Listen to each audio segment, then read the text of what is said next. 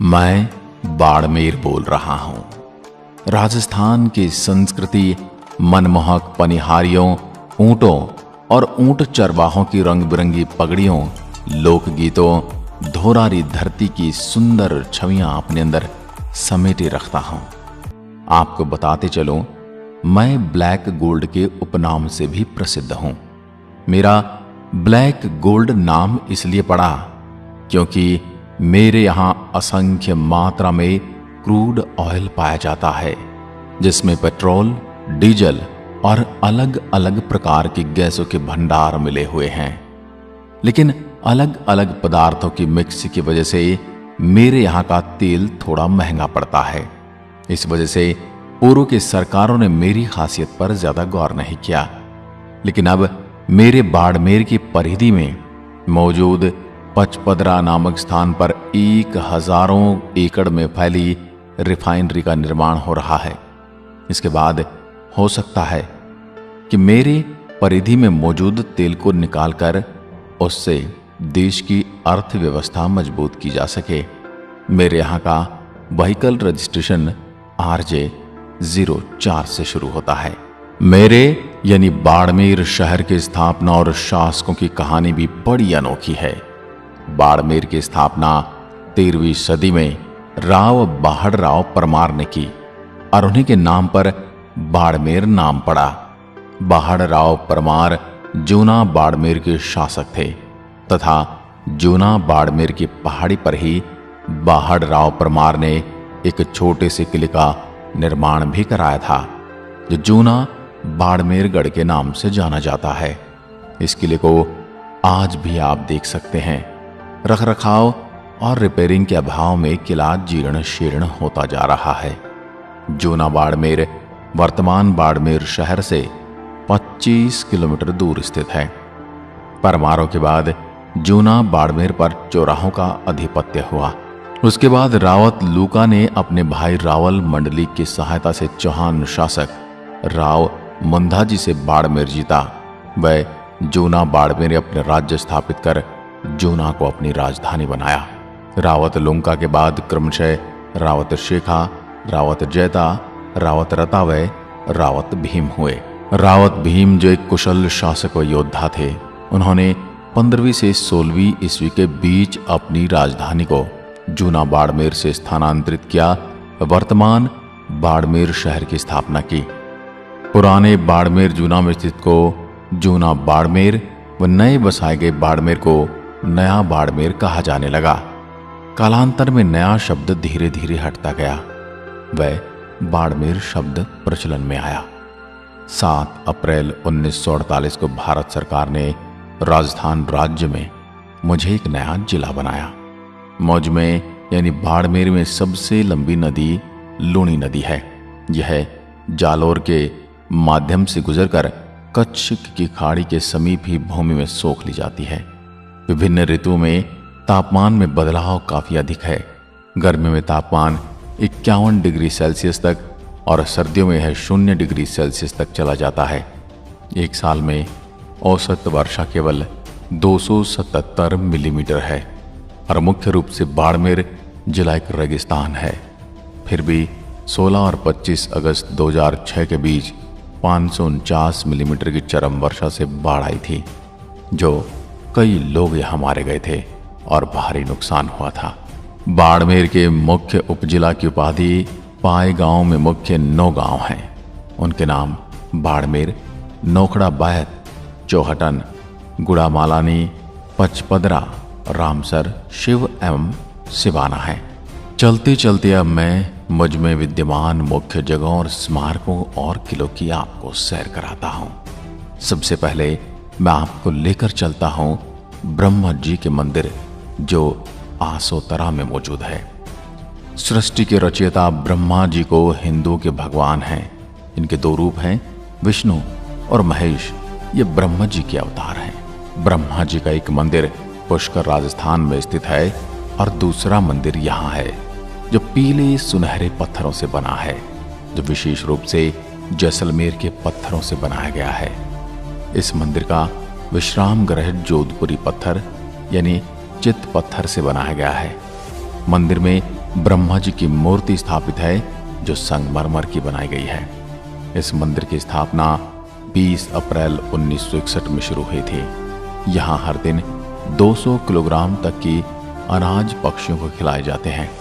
ये भारत का पहला ऐसा ब्रह्मा जी का मंदिर है जिसमें ब्रह्मा जी के साथ माता सावित्री विराजमान है। इस मंदिर का निर्माण राजपुरोहित जागीरदार समाज के कुलगुरु श्री श्री 1008 श्री खेताराम जी महाराज ने करवाया गया था। इसलिए इस पवित्र मंदिर को राजपुरोहित समाज की राजधानी भी कहा जाता है। बाटाडू का कुआं। संगमरमर से निर्मित यह कुआं बायतू तहसील के बाटाडू कस्बे में बना है। कलात्मकता एवं धार्मिक आस्था का केंद्र यह कुआं ऐतिहासिक धरोहर के रूप में जाना जाता है।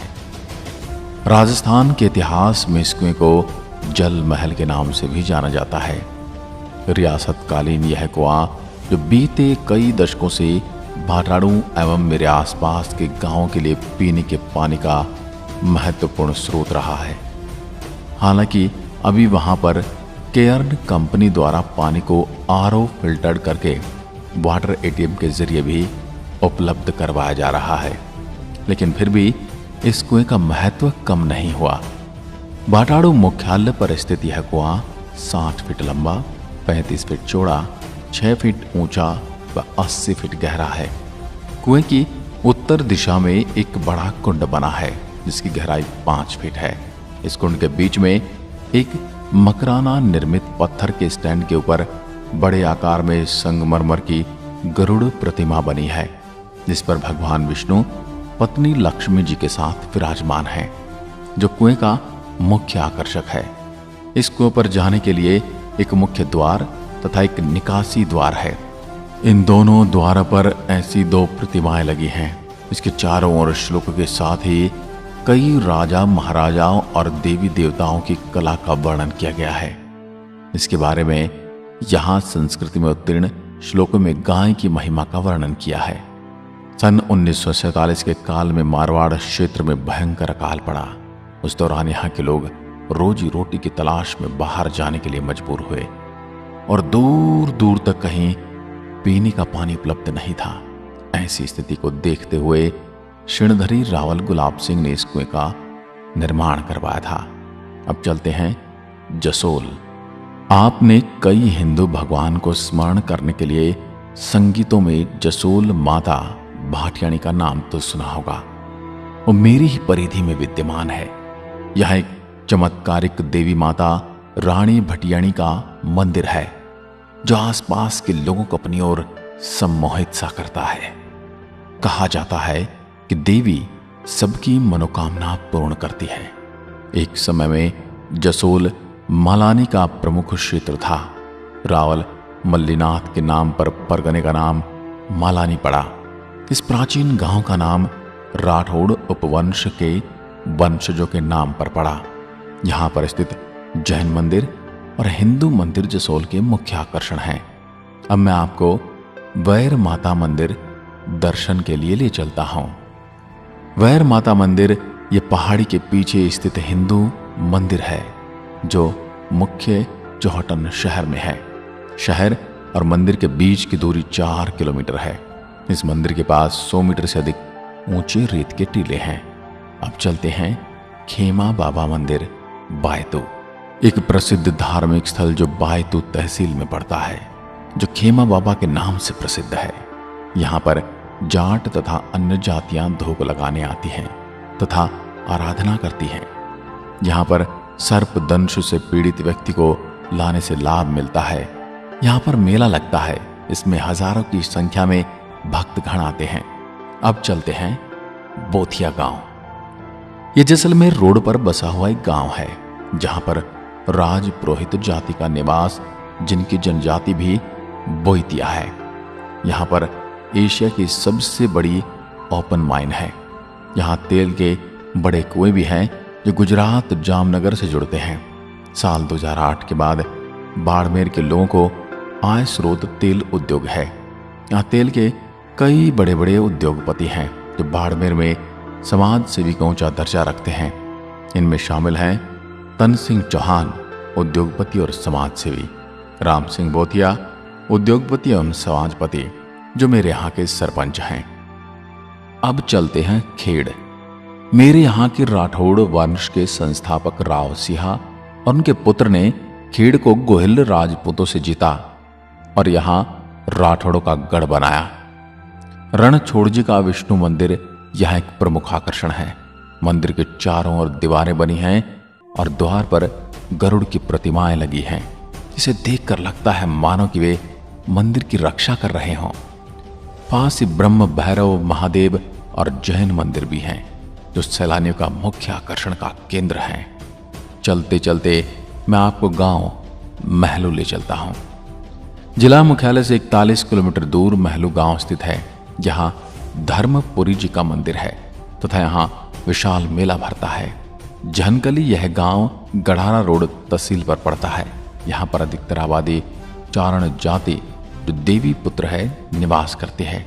यहाँ पर शिला माता मंदिर, ढाकनिया और श्री देमा लच्छा माता मंदिर व करणी माता, देवल माता मंदिर स्थित हैं।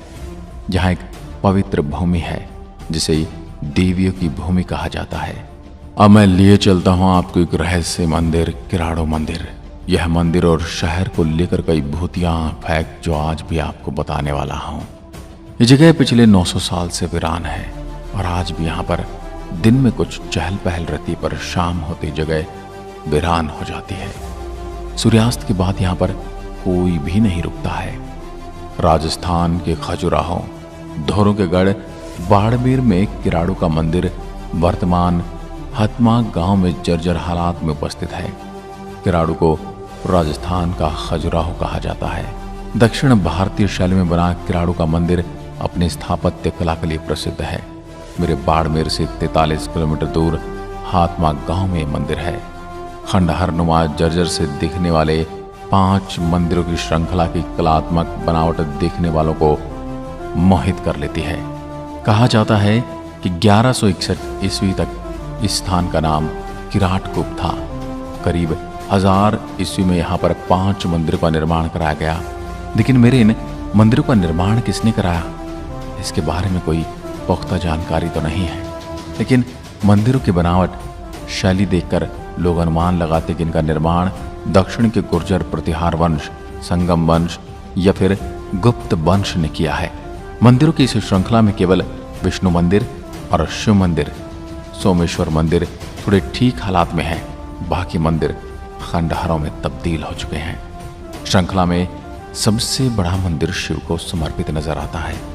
खंभों के सहारे निर्मित ये मंदिर भीतर से दक्षिण के मीनाक्षी मंदिर की याद दिलाते हैं। तो इसका बाहरी आवरण खजुराहो का रंग लिए है। काले व नीले पत्थरों व हाथी घोड़ व आकृतियों की नक्काशी मंदिर की कलात्मक भव्यता को दर्शाती है। श्रृंखला का दूसरा मंदिर पहले के आकार में छोटा है, लेकिन यहाँ शिव एवं विष्णु की प्रधानता है, जो स्थापत्य और कलात्मक दृष्टि से काफी समृद्ध हैं। शीश मंदिर खंडहर में बदल चुके हैं। मेरे राजस्थान के इतिहासकारों के अनुसार किराड़ू शहर अपने समय में सुख सुविधाओं से युक्त एक विकसित प्रदेश था। दूसरे प्रदेशों के लोग यहाँ पर व्यापार करने आते थे। लेकिन 12वीं शताब्दी में जब किराड़ू पर परमार वंश का राज था, तब मेरा यह शहर अचानक से वीरान होता चला गया। आखिर ऐसा क्यों हुआ, इसकी कोई पुख्ता जानकारी मेरे पास नहीं है, पर यह शहर सूरज ढलने के साथ ही वीरान हो जाता है। कुछ इतिहासकारों का मानना है कि किराड़ू मुगलों के आक्रमण के कारण वीरान हुआ, लेकिन इस प्रदेश में मुगलों का आक्रमण 14वीं शताब्दी में हुआ था और किराड़ू 12वीं शताब्दी में ही वीरान हो गया था। इसलिए इसके वीरान होने के पीछे कई और कारण हैं। अब आता हूं सीधा का सीधा नाकोड़ा जैन मंदिर। मंदिर से प्रख्यात इस मंदिर के द्वार पर 2 हाथियों का झुंड मानो आपका स्वागत करने के लिए आतुर खड़ा हो। विशाल जैन मंदिरों की कई मूर्तियों के दर्शन कर सकते हैं। अगर आप नाकोड़ा जैन मंदिर जाएं तो वहां पर स्थित भोजनालय में शुद्ध और सात्विक भोजन अवश्य करें। वहां का भोजन आपको इतना अच्छा लगेगा कि आपको अपनी नानी दादी यानी घर की याद आ जाएगी। अब चलते हैं पचपदरा में मौजूद मां सांभरा आशापुर मंदिर साल्ट। जिस प्रकार मां के नाम में ही साल्ट लिखा है, पचपदरा में मेरे यहाँ के खरवाल जाति के लोगों के लिए ऐसा मानना है कि एक समय यहाँ वीरान मरुधर में कमाई के अभाव में खारवाल समाज के लोग परेशानी से अपनी जिंदगी गुजर बसर कर रहे थे। वहीं पास में एक खारवाल समाज के ऋषि सोए हुए थे। उनके स्वप्न में देवी आशापुरा के दर्शन हुए और उनको देवी ने एक जगह बताई और खुदाई करके देवी की मूर्तियां निकालने के लिए कहा गया और साथ में ये भी कहा गया कि मेरी स्थापना करने के बाद इस खारवाल समाज का कोई भी इंसान इस रेतीली जमीन पर गड्ढा खोद के बारिश के पानी को इकट्ठा करेगा, उसमें नमक पैदा होने लग जाएगा। तब से लेकर आज तक खारवाल समाज का पैतृक काम नमक बनाने वाला हो गया है।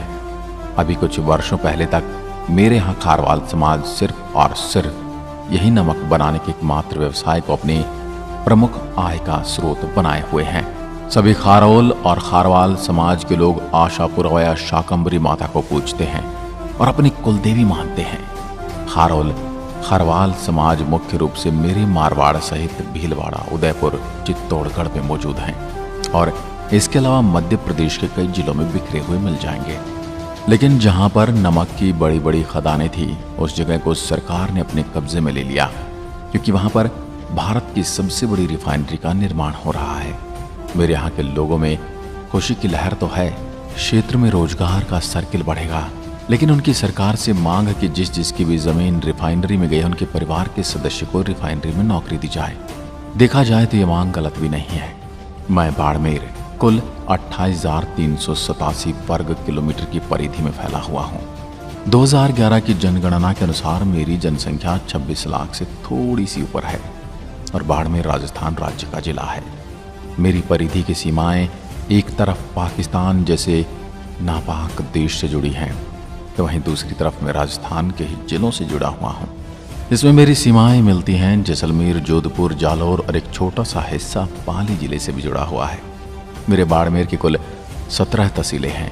मैं बाड़मेर एरिया के हिसाब से राजस्थान का तीसरा सबसे बड़ा जिला हूँ और भारत के हिसाब से 5वां सबसे बड़ा जिला हूँ। मेरे यहाँ निवास करने वाले लोगों में लगभग 86.2% हिंदू आबादी है, वहीं 12.34 मुस्लिम आबादी है। बाकी के जैन और सिख समुदाय के लोग रहते हैं। उत्तर लाई में स्थित भारत का पहला अंडरग्राउंड एयरबेस भी मुझ में ही विद्यमान है। मेरे यहाँ बोली जाने वाली भाषाओं में सबसे ज्यादा मारवाड़ी और राजस्थानी बोली जाती है, उसके बाद हिंदी और कुछ गांवों में सिंधी भी बोली जाती है। आपको बता दूं कि मेरे यहाँ रहने वाली जनता ने तो इस गर्मी को सहन करने की शक्ति विकसित कर ली है, परंतु यदि आप बाहर से आ रहे हैं तो गर्मी के दिनों की लू से आप बच नहीं सकते। दूर दूर फैली टीलों से दिन की भरी दोपहर में निकलने वाली तपती गर्मी का एहसास। अगर आप अपने निजी वाहन से बाड़मेर घूमने आ रहे हैं तो गर्मी के दिन जैसे ही आप अपने एयर कंडीशन वाहन से बाहर का दरवाजा खोलेंगे तो तपती धरती और रेतीले पहाड़ों से जो गर्म हवाएं आपको घेरेंगी उससे आप सहम सकते हो। पानी की किल्लत से भरा मेरा मरुधर प्रांत आज भी अपनी जीवन शैली अपने तरीके से जी रहा है। गर्मी के दिनों में पानी की किल्लत से मेरे यहाँ रहने वाले पशु पक्षियों का रहना सबसे ज्यादा मुश्किल हो जाता है। बाड़मेर में ऐसे कई गांव हैं जहां छोटे छोटे तालाबों में टैंकरों से पानी भरा जाता है ताकि नाम मात्र में बचे वन्य जीवों का संरक्षण किया जा सके। छोटे छोटे गांवों और कस्बों में सरकारी नलों और पानी के अभाव में यहाँ की जनता ने अपने घरों में पानी के बड़े बड़े टैंकों का निर्माण किया है। जब भी बारिश आती है, बारिश में बहने वाले पानी को इकट्ठा कर टंकियों में भर लिया जाता है और उस पानी को पूरे साल बूंद बूंद कर खर्च किया जाता है। अगर आप बाड़मेर की यात्रा के लिए निकलोगे तो आपको ऊंटों और भेड़ों का जमघट नजर आएगा। ऊंट से कई बार आपने पानी लाते और ले जाते हुए देखा होगा। आपने कई बार घरेलू महिलाओं को अपने सर पर पानी के घड़ों की लाइन देखी होगी। ये भी मेरे यहाँ पानी की कमी होने के कारण ही उठाना पड़ता है। कई जगहों पर कई किलोमीटर दूर से महिलाएं और पुरुष अपने सर पर घड़ों की सहायता से पानी लेकर आते हैं। बूंद बूंद की कीमत जाने मारो मरुधर देश। मैं आज भी गर्मी के दिनों में पानी के लिए तरस जाता हूँ। अब धीरे धीरे सरकारों ने पानी का इंतजाम शुरू किया है, फिर भी ये सब कोशिशें नाकाफी साबित हो रही हैं। मैं अपनी परिधि में रहन सहन करने वाले पशु पक्षियों को देखकर तड़प सा जाता हूं, क्योंकि पानी के अभाव में उनकी हालत दयनीय है। मेरे प्यारे भाइयों और बहनों, यदि आप भी मेरी इस धुरारी धरती बाड़मेर घूमने आ रहे हो तो मेरे द्वारा बताई गई इन जगहों पर जरूर जाना। मेरे यहाँ पहुँचने के लिए आप ट्रेन, बस या हवाई जहाज की सहायता ले सकते हैं। मेरे यहाँ की उड़ानें अभी शुरू नहीं हुई हैं और आपको जोधपुर होकर आना होगा। मैं बाड़मेर एक बार फिर आपका स्वागत करने के लिए तैयार हूं, आपका अभिनंदन करता हूं। पधारो हमारे देश। जय हिंद, जय भारत।